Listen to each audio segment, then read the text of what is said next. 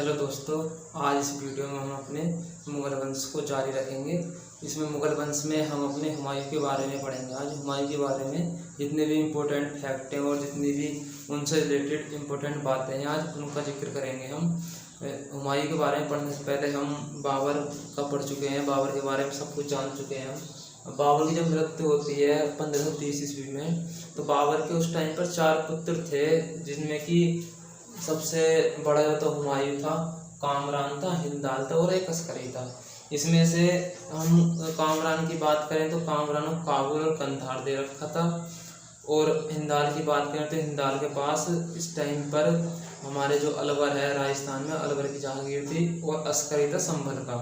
ये सब मतलब उसकी मृत्यु के बाद में भी यहीं के ही शासक रहेंगे ये सारे, और हुमायूं को दिल्ली का सिंहासन मिल जाता है जब बाबर की मृत्यु हो जाती है। तो हुमायूं का सिंहासन 1530 में होता है, जो कि दिल्ली गद्दी पर बैठ जाता है। फिर दिल्ली गद्दी से शासन चलाता है हुमायूं।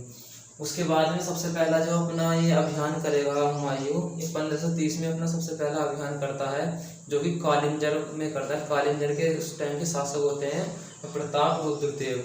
प्रताप रुद्रदेव को ये मतलब हराने में सफल हो जाता है। तो इसका पहला ही सफल अभियान था 1530 ईस्वी में। फिर उसके बाद में एक गुजरात विजय करता है। इसका भाई था अस्करी, जिसके पास संभल की जहांगीर थी। पर लेकिन जब ये कालिंजर को जीत लेता है, फिर उसे कुछ टाइम बाद गुजरात को जीत लेता है। तो गुजरात को जीतने के बाद ये अपने भाई अस्करी को सौंप देता है। तो गुजरात का मतलब जो शासक बन जाता है, अब अस्करी बन चुका है। उसके बाद में क्या होता है, इसके विद्रोह थे वो बहादुर शाह, और इसके जो शेर शाह थे, जिनकी उपाधि शेर खां थी, उनके बहुत विद्रोह होते हैं हुमायूं के खिलाफ। और विद्रोह मतलब इतने हद तक बढ़ जाते हैं कि इन्हें कुछ टाइम बाद अपना शासन खोना पड़ता है, जिसमें कि 2 युद्ध हुए थे बड़े। हम उनके बारे में बात करें, जो पहला इनका युद्ध हुआ था शेर खां से, यानी शेर खां उपाधि थी शेर शाह सूरी की। तो उसका पहला युद्ध हुआ था, चौसा का युद्ध हुआ था। चौसा के युद्ध में ये 1539 में हुआ था चौसा का युद्ध।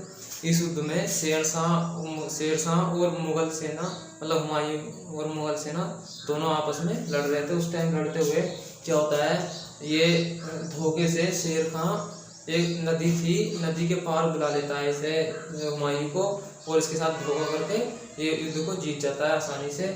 और हुमायूं नदी में कूद करके अपनी जान बचाता है एक भिस्ती के द्वारा। जो भिस्ती था, ऐसा माना जाता है कि उस भिस्ती को, यानी भिस्ती बोलते हैं नाव चलाने वाले को, जो भिस्ती था, भिस्ती को ये एक दिन का शासक भी बनाता है दिल्ली का। और ये भिस्ती अपने मतलब टाइम पर जब ये शासक बनता है एक दिन का, तो उसकी उपलब्धि में एक चमड़े का सिक्का भी चलाता है।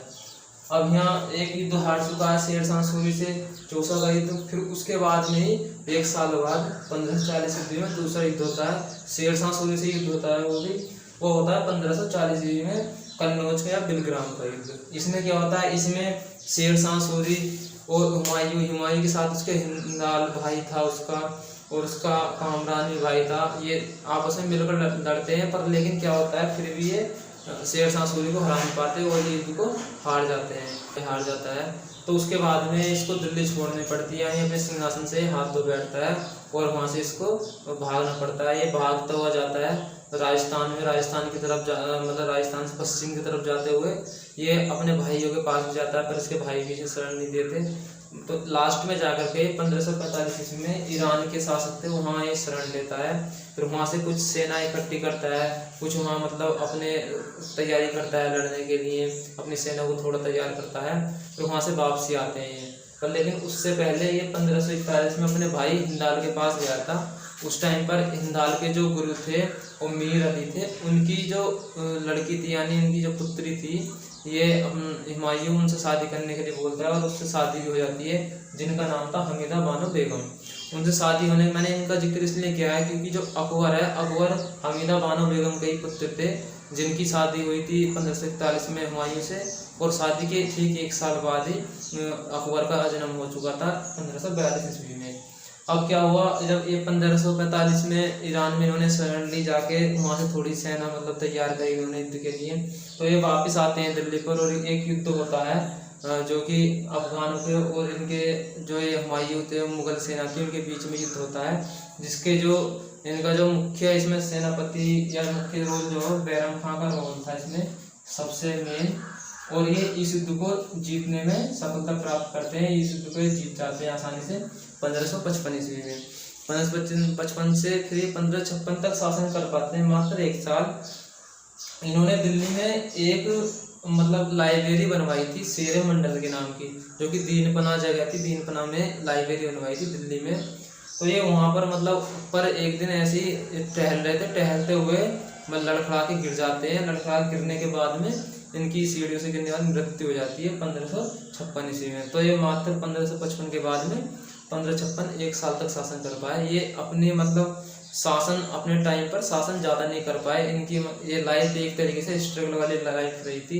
पूरे टाइम इन्होंने स्ट्रगल ही करा। पहले 1540 में जब ये चले गए तो 15 साल ये अपने शासन से हाथ धो बैठे थे। 15 साल बाहर रहे, वहाँ से बाहर से तैयारी करके आने के बाद में इन्होंने 1555 में शासन प्राप्त करा। उसके मात्र 1 साल तक ये शासन कर पाए तो इनकी मृत्यु हो जाती है।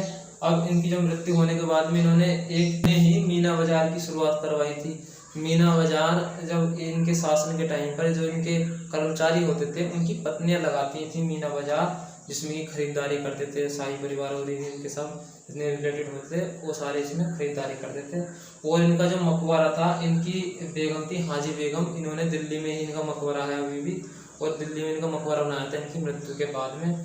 तो ये थी जो हुमायूं के बारे में कुछ इंपॉर्टेंट बातें थी और फैक्ट थे जो मैंने आपको इस छोटी सी वीडियो में बताने की कोशिश करी है।